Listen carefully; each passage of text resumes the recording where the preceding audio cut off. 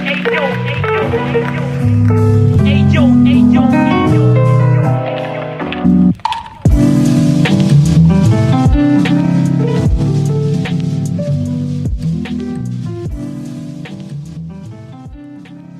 project is a no-profit foundation about visual art and photography. If you want to help us, just drop a donation on buymeacoffee.com/BerlinExplorer. For hours. Yeah. But having the photographs really kind of jump starts some of the conversation, you know. Yeah, totally. With picture is another concept, is another way to communicate. But I have to say, now after many years, I'm more faster to write down. Also, I mean, for myself, I don't know, because I didn't try anymore. I just took 5 years to finish one of my projects. but to as a curator in this case, now I work a lot as curator and editor, and there was some days ago a friend of mine. She told me I have to finish this application for this for the Berlin Photo Week that is in this week, no? And I have just 2 days, and I say to her, okay, give me these 2 pictures, I will write something for you. And then I elaborated in 5 minutes a description for her about inside and outside of her feeling through these 2 pictures, and I wrote a long text, you know, about this etymology of the word, of the concept, blah blah blah. Yeah, it was so easy for me doing that. Yeah. It's in the same time when I teach in a course, is a master class I do it of long project of photography. And for me, it's really easy to doing a review of portfolio and say to them what is missed in the work, what is not, how to set the picture in a book or what else. But when I have to do it to myself, I'm trying right now again. I mean, some months ago, 1.5 months ago, I was going to lost 8 terabyte of file of entire my life. So I lost in the end. I got back just the file recovery. Most of them, they are destroyed, so they glitched. There's nothing anymore. But I got back some picture, and also funny that things that I got back some picture I was not thinking I had anymore. And I found out I had some picture of my mother. I was thinking I had no picture of my mother after she died. And then I found out I had this picture, and this was nice and funny. But then I said to myself, okay, no, I have to take all of this picture, and I don't care. I don't want to do it any editing layout. I just put them every page and I print out magazine. As if I have to print out just one magazine. I have to put picture in a way or another. Because I'm really afraid now to, I mean, I bought a server, I bought a cloud, blah, blah, blah. I put it in there, but I still think about, okay, it's always a thing digital. I have to print out that stuff. Yeah. No, I've had something similar thing. I thought I was being safe with how I was saving everything, and same thing. I actually haven't started the process of trying to recover, but I had one external hard drive that, I don't know, it's not that old, but one day I plugged it in and it says there's like nothing on it. I'm like, I have here another hard drive is blocked from 7 years. Yeah. I don't even remember what is inside, but I know there are a lot of pictures inside. So I'm still trying to, in a way or another, to get back this file. And this is really uncomfortable in a way, because we are slave of this system, and in a way or another, probably it's much better if just we spend probably the same money we spend for many hard drive, many way to recover back this stuff, just printing down. And right. And I think early when I have a 10-year-old and a 12-year-old sons, and I started, I don't know, maybe about 11 years ago, mainly shooting digital. And it really, my, what kind of cameras and film or whatever I'm shooting has really just always been what I had at the time, what I could afford to be doing. And with the kids, I really couldn't afford to be at least I felt at the time, I didn't have the luxury of disappearing into the darkroom anymore for hours and stuff. And in my head, I justified things like, yeah, the cost um, of chemicals and my time printing.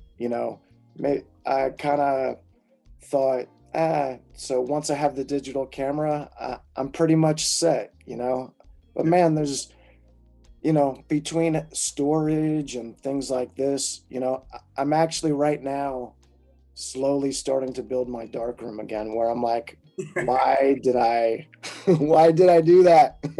Yeah, yeah. uh, Yeah, in the end, this is the trap, I think, of the digital in the end. Because now, if I watch, I started to taking picture, I don't know, 18 years ago. And I mean, I don't want to count all the film I did when I was child with my father. right. We have already lost them. When I started with digital, so 18 years ago, and until now, I did a million of picture, million. Yeah. And I lost already more of them, but at the same time, I spent a lot of money on hard drive. I think I have, I don't know, around 40 terabyte Right. cloud server, everything. I mean, Google Drive. I pay now, I don't know how many Right. cloud just to archive this picture. I started also to, for example, record every meeting I have for everything I do. It's everything storage on YouTube, so it's Okay. everything in private, but it's everything there. I mean, Yeah. a ton of hours of conversation there. But yeah, this is the in the end the point is I will never be able to get back to this stuff and the watching or you know and this is another point I think it's really important in photography that sometimes, I mean, not always, but I think once, twice per year, we have to go back to our archive and say, okay, this has to still survive or not. I Yeah. mean, in this case, I'm an editor. I'm a more editor than photographer, I can think. And I mean, for me, it's like always, yeah, but this picture, also if it's really blurred, also if it's really shitty, maybe Right. the next 10 year I will do it a book and I need, a comma I have to insert inside of a page and Right. the comma, no? Yeah. Because No, our will change. yeah, no, and that's the thing with I mean, I've heard plenty of people say it, the scary thing with digital is just, even in camera, it being so easy to delete files. Um, because in the last year, a lot of my photographs from New Orleans, um, I left New Orleans in 2009, and I've been working on. I mean, I've made a lot of zines and stuff, and I've really been trying to put it into to book form. Uh, but really, over the last year, I've really been working on it a lot, and it's crazy. I started working with a kind of friend editor a little bit that just encouraged me to go back into my New Orleans archive, film stuff, and I I main most of my photographs from New Orleans are on this kind of studio Polaroid camera. It was a 195, had little bellows on it. Um, but at that time, they had a Polaroid positive negative film, 100 speed, but you basically got like a 4x5 negative. and a positive print from it. And that was mainly what most of my edits up until this point had been with. And yeah, this guy encouraged me to go back in, and I had all this 35 millimeter that I was shooting before. That Polaroid setup just really worked for me. People got a print, I got a negative, and half the time people were just approaching me like, "Hey man, take my picture with that camera," And um, but then I went back to all this 35 I had, and recently in the edits I'm doing now, there's like at least 15 new pictures that I found that have been sitting there for the last 12 years or something, and I just saw them for the first time. And for some reason, when I looked at them fast 12 years ago, I was like, it's all garbage. And then suddenly there's something there. So anyway, yeah. Yeah, it's like that. And I want to know that other things. How many fanzine did you finish during the years? How many you did? How many of those zines? Yeah. Um, to be honest, it always changes. I'm very kind of a little inconsistent with it.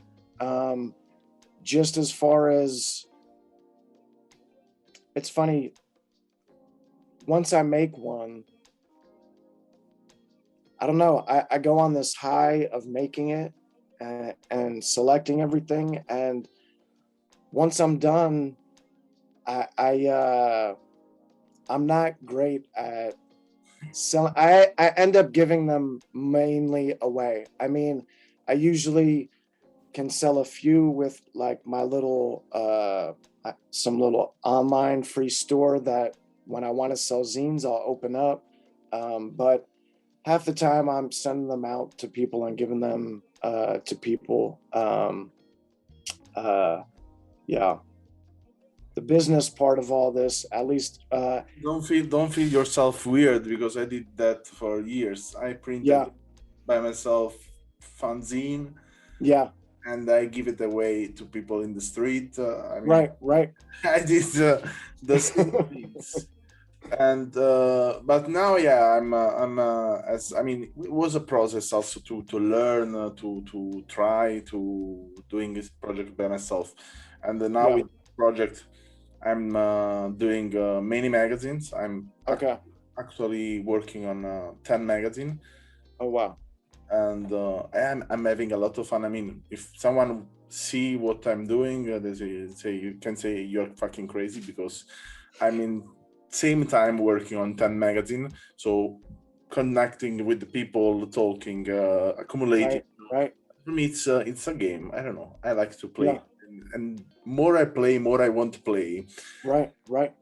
And the business part, yeah, fortunately in the years I learned, because I'm not only a curator and editor, but I'm a creator.